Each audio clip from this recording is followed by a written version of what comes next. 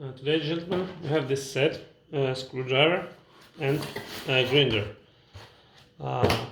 Actually, I wanted to buy one and get the screwdriver as a bonus.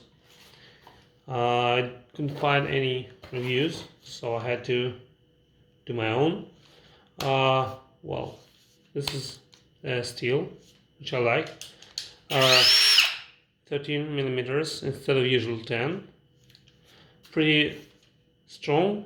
Well, you know, the ratchet is not really selective, but once you turn it into screwdriver position, it'll be okay.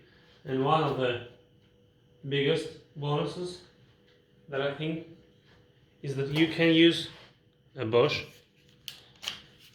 battery. This is your own battery. Yeah.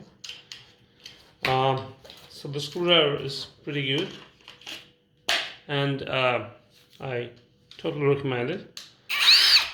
Also, the grinder is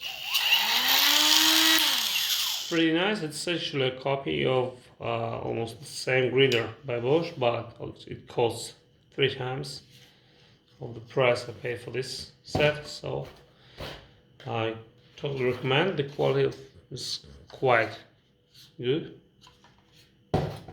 See you.